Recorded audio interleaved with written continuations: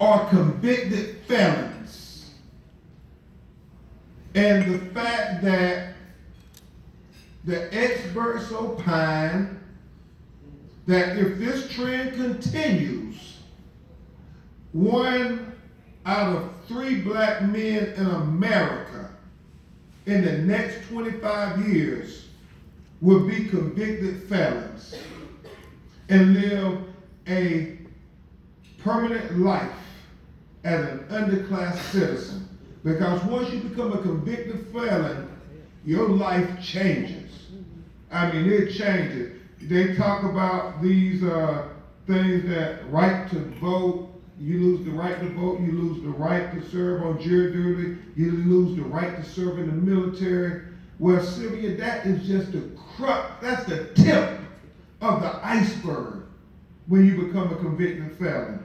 I mean, if you want to go to college, I mean, you know, you don't get a Pell Grant from the federal government if you have to check the box and say you're a convicted felon. If you want to get a mortgage, no bank is giving you a loan once you have to check and say you're a convicted felon. If you want to be a teacher, you know, they're not giving you certifications to teach if you're a convicted felon. If you want to be a nurse, they're not giving you the certification. I mean, everything you can legitimately do, they start trying to take it away from you once you are defined as a convicted felon. Sisters who wanted to have beauty salons, burn hair. Well, if you're a convicted felon, you can't get certified to even burn hair. I mean, everything you can do, they take it away from you. But yet, you continue to have to pay those probationary fees and those pseudo fake drug testing fees, even if it's a non-drug offense, because that's the way they got you in the trap now. Once you plead or get convicted of the felony, and you can imagine, y'all, that little 18-year-old or 20-year-old brother or sister who goes in court and he's facing or she's facing anything but a jury of her peers.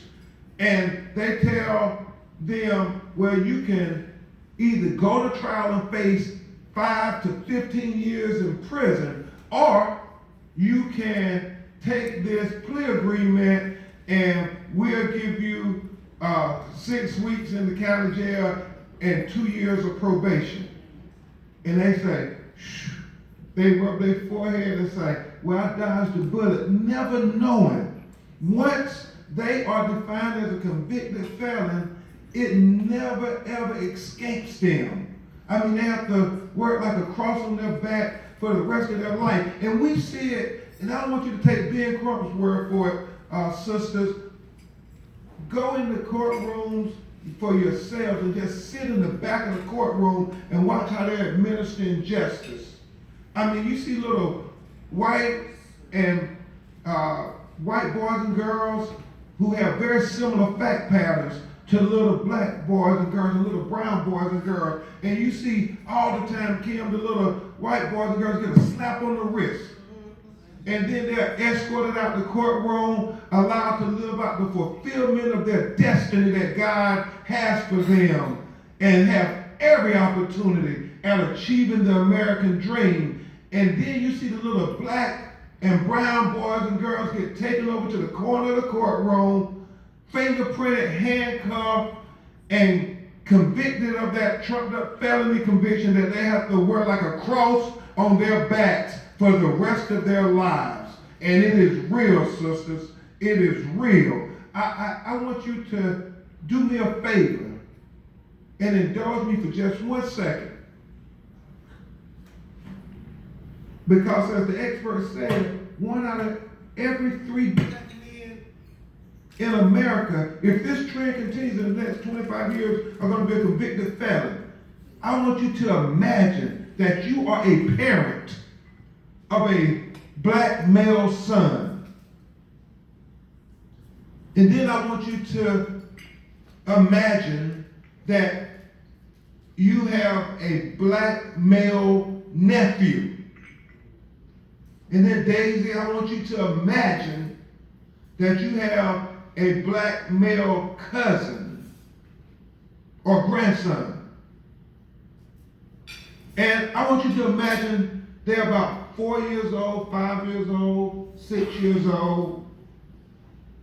And I want you to observe them for a few minutes while they're playing like children do. And then I want you to try to figure out as you watch them play, which one of them in the next 10 to 15 years will be defined as a convicted felon and live the rest of their lives as a permanent underclass citizen. One of those three who got your blood running through their veins. Because I want you to know, it don't matter if the Trayvon Martin case line stood for anything.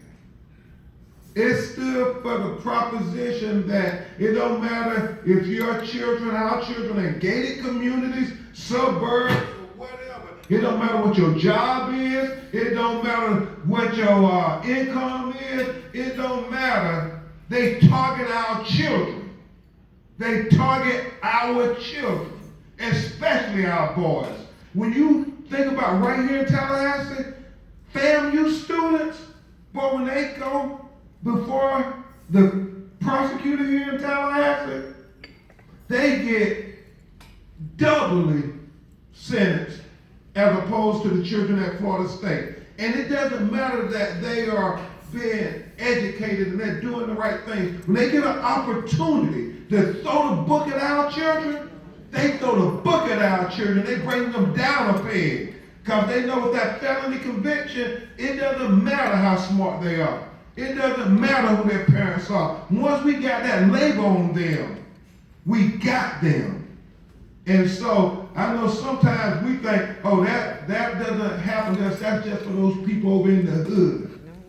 Well, I'm here to tell you, your children, and y'all do understand that the quickest growing demographic that is being incarcerated in prison today is women of color. So it's not just about our boys, it's also about our girls. And it's so real, y'all,